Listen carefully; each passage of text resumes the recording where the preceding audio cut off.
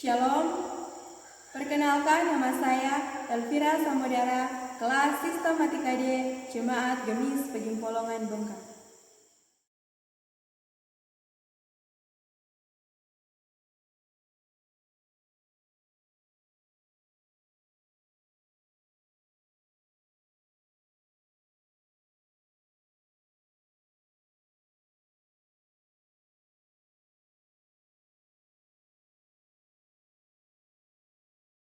Saudara-saudaraku yang diberkati oleh Tuhan, sebelum kita membaca dan merenungkan isi sabda firman Tuhan, mari kita satu dalam doa kita berdoa. Kami bersyukur kepadamu Tuhan, karena Kau begitu baik di dalam kehidupan kami. Terima kasih Tuhan, terima kasih Bapa, karena sampai saat ini Engkau masih memberikan kami nafas kehidupan, sehingga kami anak-anak-Mu masih boleh melaksanakan setiap tugas tanggung jawab kami yang ada. Ya Tuhan Yesus, sekarang kami mau membuka dan merenungkan isi sabda sebagian dari firman-Mu.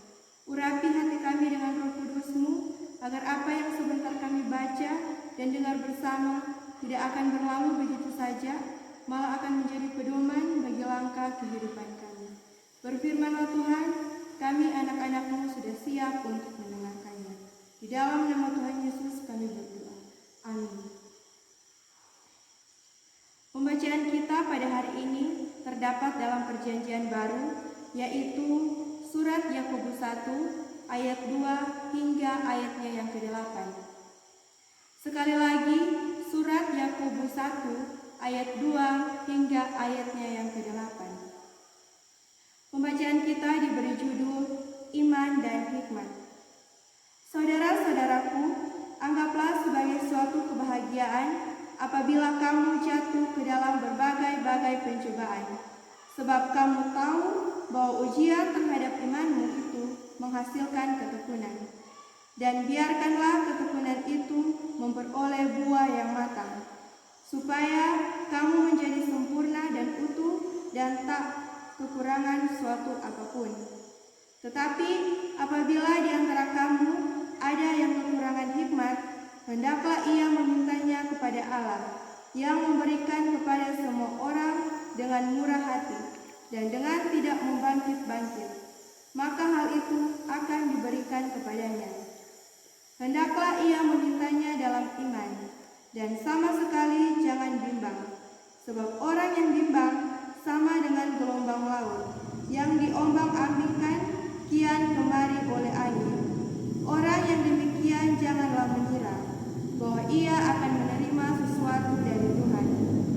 Sebab orang yang berbuah hati tidak akan tenang dalam hidupnya. Demikian jauh batas bunyi firman Tuhan yang telah kita dengar bersama. Berbahagialah kita yang mendengarkannya dan mempraktekannya dalam kehidupan kita setiap hari. Saudaraku yang diberkati oleh Tuhan, kita masuk dalam renungan. Renungan kita diberi tema tetap setia menghadapi persoalan hidup. Cinta bukan hanya sebuah perasaan, tetapi juga sebuah komitmen yang penting. Komitmen untuk saling mengasihi, saling mendoakan, dan komitmen untuk menjalani kehidupan berumah tangga sampai maut memisahkan.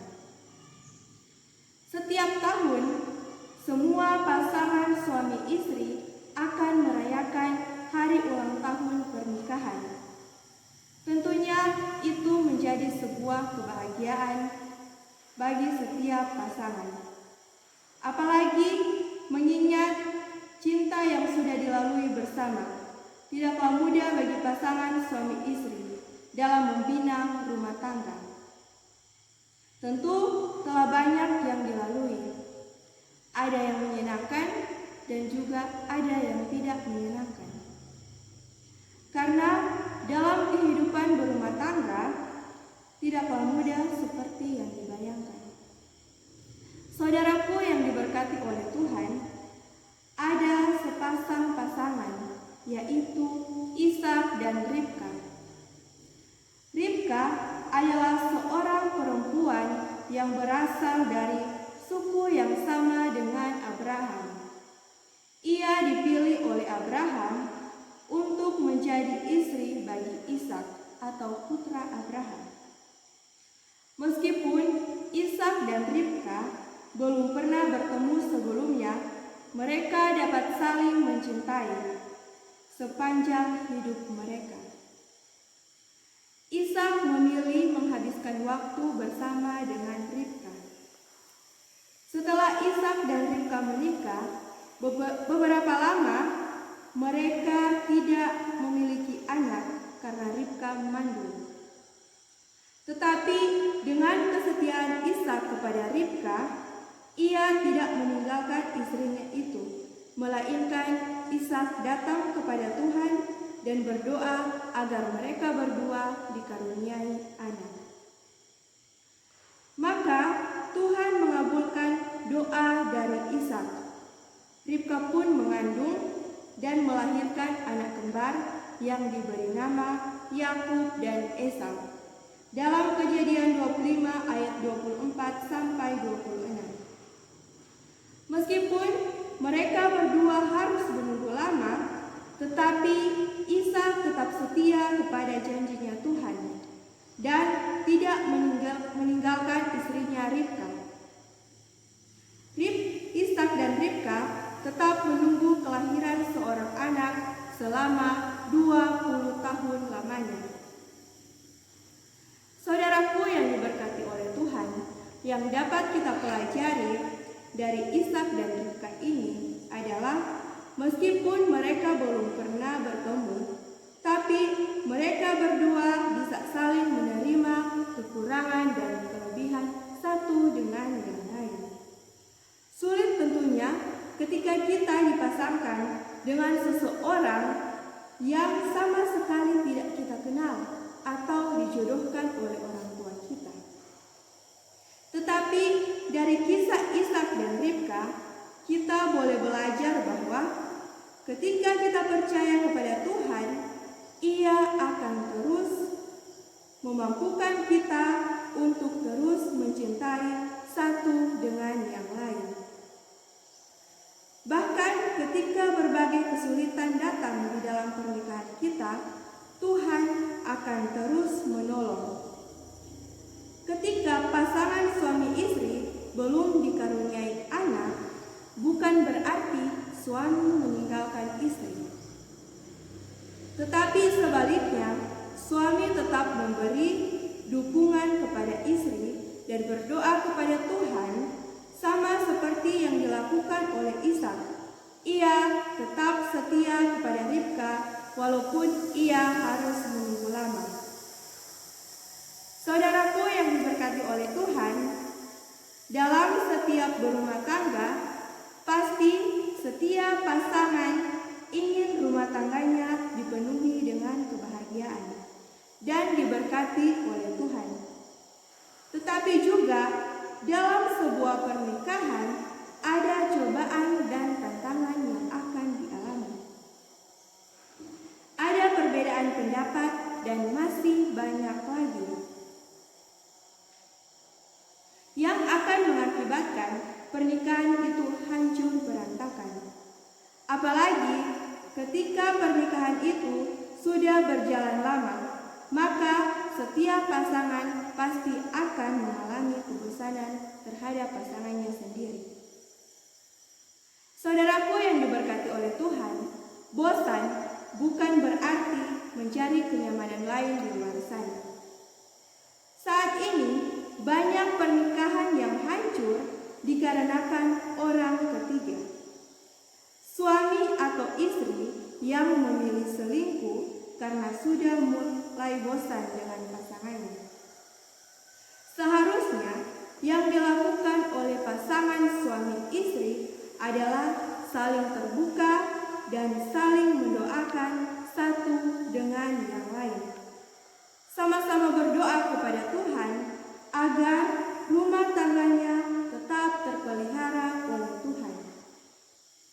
Meskipun ada begitu banyak godaan dari luar sana yang datang mengganggu, belajar dari Ishak, meskipun ada begitu banyak wanita di luar sana, tetapi ia tetap setia kepada istrinya Ribka.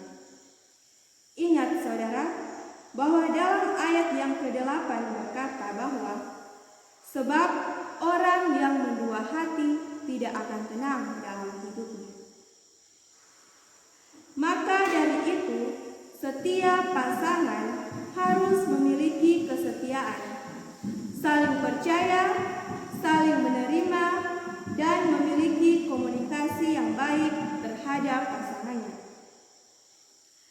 Dalam ayat yang kedua berkata bahwa saudara-saudaraku, anggaplah sebagai suatu kebahagiaan apabila kamu jatuh ke dalam berbagai-bagai pencobaan.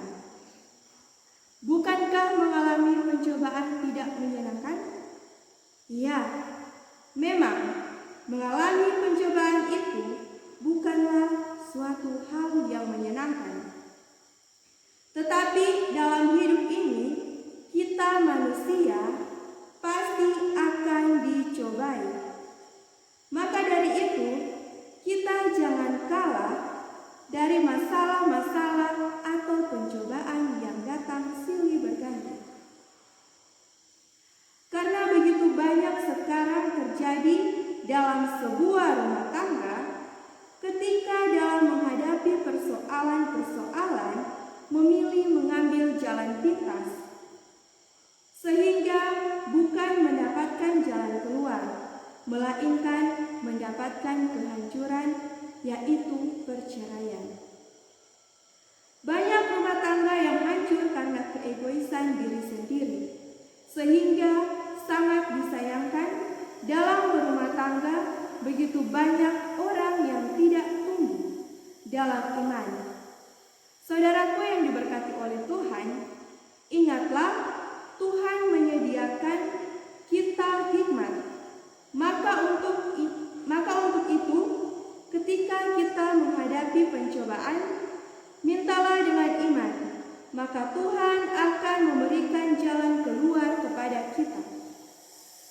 Saudaraku yang saat ini merayakan ulang tahun pernikahan, jangan pernah takut jika dalam berumah tangga mengalami begitu banyak persoalan.